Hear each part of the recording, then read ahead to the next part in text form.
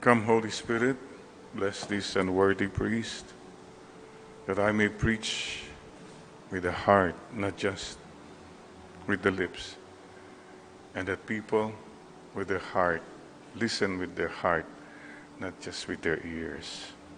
Come, Holy Spirit. Dear friends, today is a very special day. Well, it's the first day of the new year. Wow, we're here now on this platform, ready to go. 365 days. And we begin the new year with Mama Mary in our journey to God's heart. Today is the feast of Mama Mary, the Mother of God, Theotokos. So the first day of the year is consecrated to Mama Mary.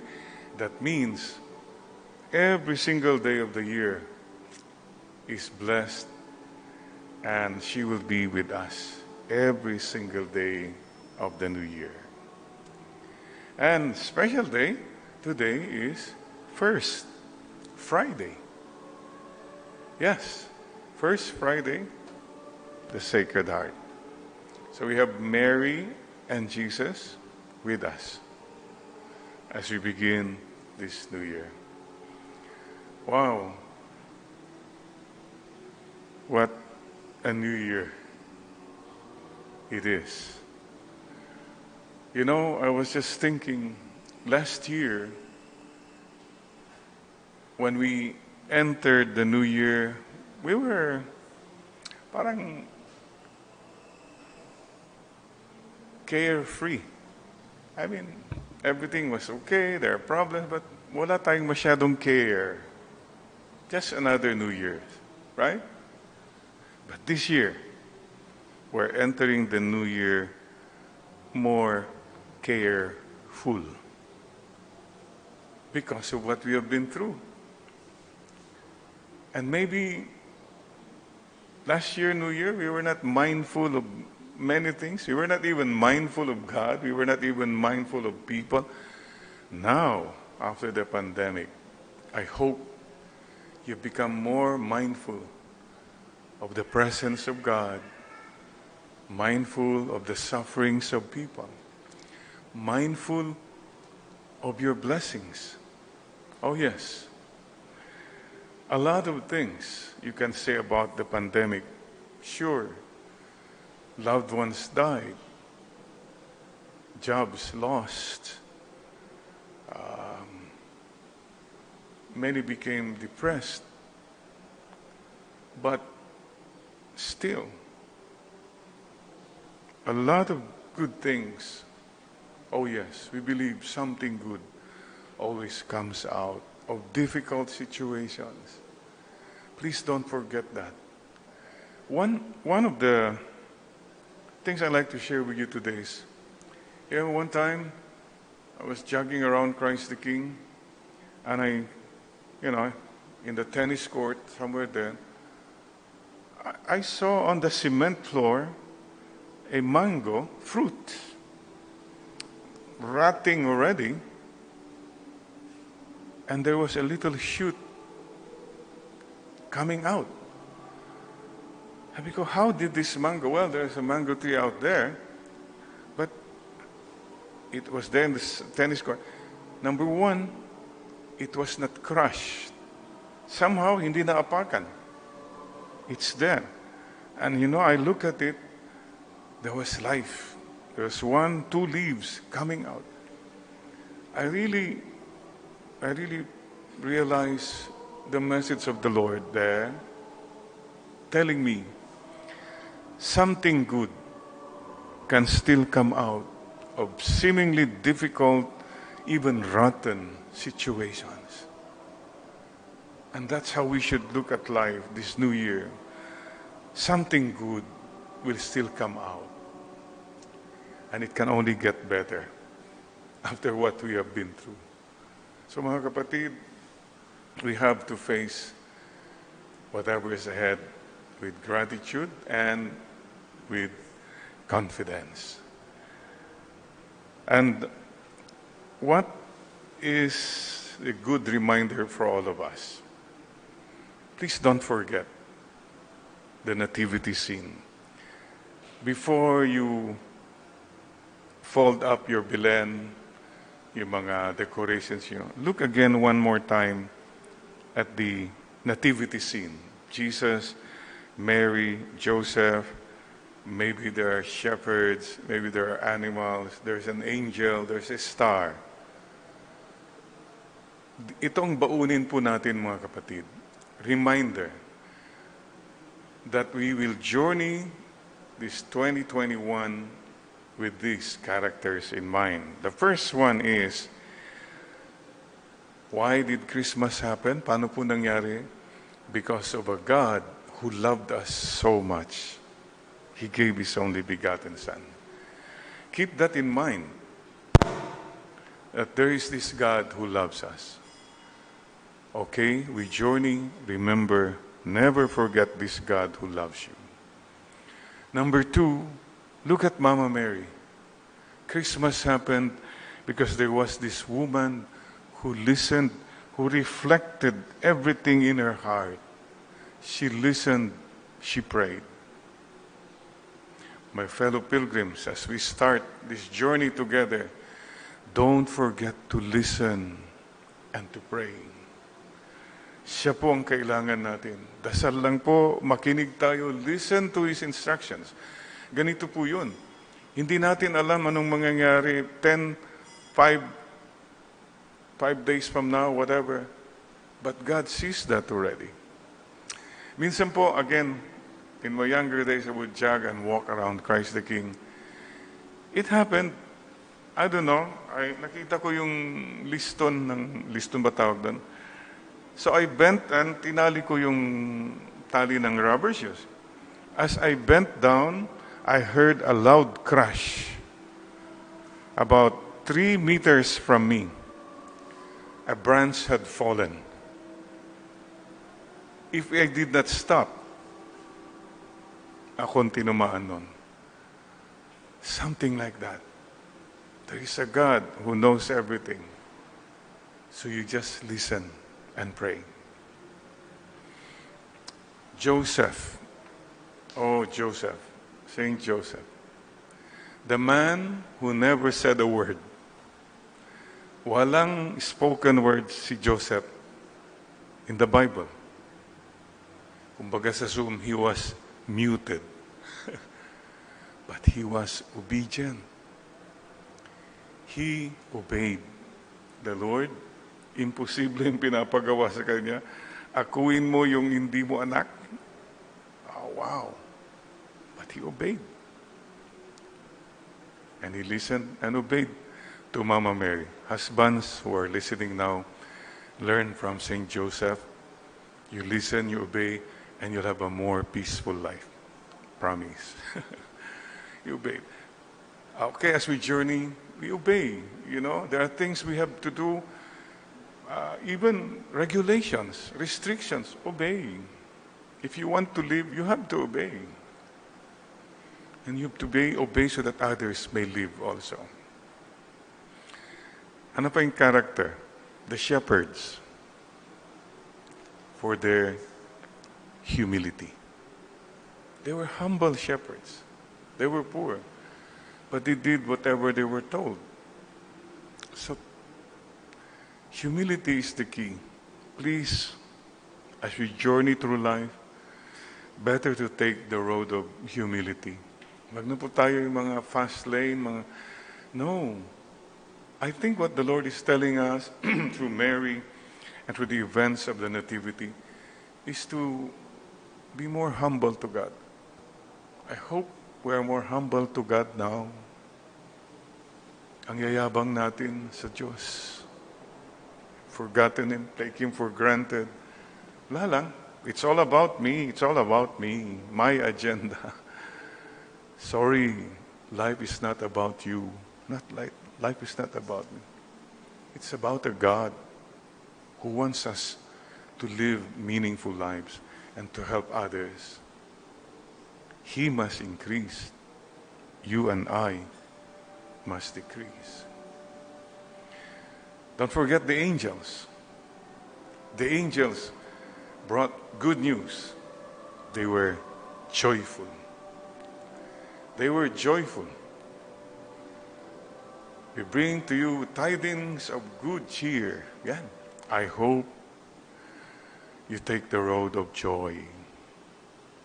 Sure, you and I have our own problems and concerns. But still, let's be generous to give joy, to give hope, kindness to other people. I get a lot of feedbacks from millennials, young people even. They like stories. So I'll share with you one story about this man, rich man, went to church.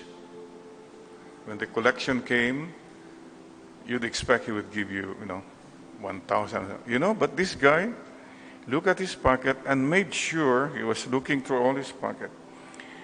He made sure, 1,000, 100, 50, pwede na. Naglagay siya ng 50 pesos. Okay. Then somebody tapped him at the back after a while. May inaabot na 1,000. So kinuha niya yung 1,000 and he put it again in the collection. And sabi niya sa loob sa'yo, kakaya naman ako. 50 lang binigay ko. Mabuti pa yun, 1,000. He was sort of convicted, And then, tinapik siya uli ng nasa likod. The guy behind him said, Sir, yung 1,000, nahulog yan kanina sa bulsa mo. That fell down from your pocket. Oh, well, see? Sometimes, because of selfishness, we miss true joys. Please, be like angels, generous in smiles, generous in giving good works. The word benediction, benedicere, means to say. Dicere is to say, bene, something good. So whenever you say a good thing to a person, you are blessing that person and you are also blessed. There you go. We're ready for the journey. Bring along with you the characters of the Nativity. And of course, the star. Be guided by the star. And the only star in our life is our superstar, Jesus Christ, who became present, who is with us. Yeah, that's the other word you bring with you, Emmanuel. God with us. God will be with us. That's the only promise. I will be with you. And that's all we need in our journey. If God is with us, who can be against us? I remember, again, when I was a little boy, I was a Cub Scout. Wow, hindi ako umabot ng Boy Scout, Cub Scout lang. And, there was a parade in the town. I was very nervous. Actually, Cub Scout lang, kunwari, kasi mayroon lang akong handkerchief. I didn't have a cap. I didn't have shoes. I didn't have a whistle. I didn't have a uniform. Basta mayroon akong handkerchief na may Cub Scout. Walang pera pambili sila mama at papa. And we were under the sun. But what kept me going was Papa and Mama who told me, we will be with you. And we will be looking at you. I was always thinking that, Papa and Mama will be looking at me. So kahit na mahirap, sige na. And finally, pagdaan namin sa bahay, Papa and Mama were there, waving at me. Wow, that was the proudest moment. And I was also happy kasi they were there. They saw me. Their favorite Cub Scout. Something like that, mga kapatid. The presence of God. I will be with you. And that's all that really matters. As I speak right now, there are some of you who are going through sickness. I pray for you. Please don't forget, the Lord is with you. Even your loved ones maybe cannot be with you when you go through this COVID, whatever. But I will be with you. Don't forget that. It's so consoling. It's so refreshing to know and to believe and keep on believing. Some of you are going through very difficult times right now. Some of us are, walang trabaho. Maybe some of us are going through problems with the family, about a loved one. Ang dami po. Please, listen. The Lord tells you again, I am with you always. Our mother will be with us. Yo estoy aquí, que soy tu madre. No tengas miedo en el mundo. Words of Mother Mary to Juan Diego in Guadalupe. Ako'y narito na nanay mo, huwag kang matakot, anak ko. Korean, yogi sayo, 당신 내 엄마, 무섭지 마, yogi sayo. I am here, I am your mother, do not fear, for I am near. And finally, you know, there is a story about the geese. Ano yung geese? Sa Tagalog, hindi naman pato, no?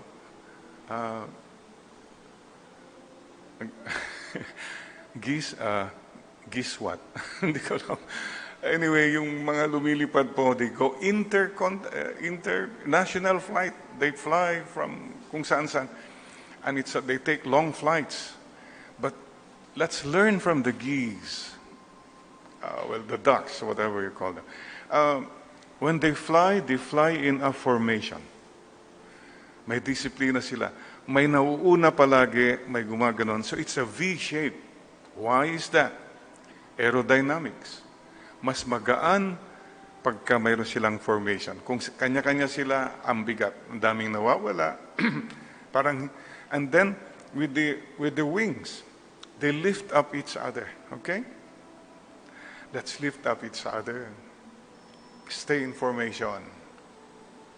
And help each other on. Pag napagod na yung leader, umaatras na siya, somebody takes over. Okay? Nobody is indispensable. People can lead, and new leaders come. So you fade away. Let the others do the leading. And you fade away. That's so important. Give a chance for the others. Another one.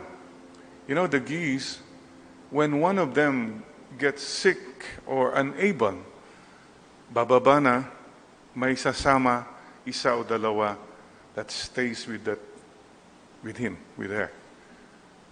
Hanggat gumaling. Pag gumaling, they go again. Stopping for other people. You know, our journey is not about going far or fast. It's a journey of going to the heart of people. If you want to go far, travel alone. But if you want to go with meaning in your life, you travel with other people. Yeah. And one more thing po. Pagka under flight, ito mga geese, when they always try to honk.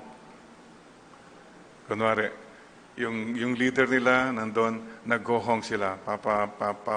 Ibig sabihin nun, keep it up. They encourage one another. So let's learn from the geese. I will have to learn anong Tagalog ng geese. But anyway, that's it.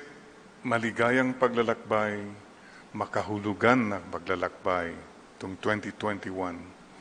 Hindi tayo nag-iisa, mayroon tayong kasama, at mayroon tayong mga kasama.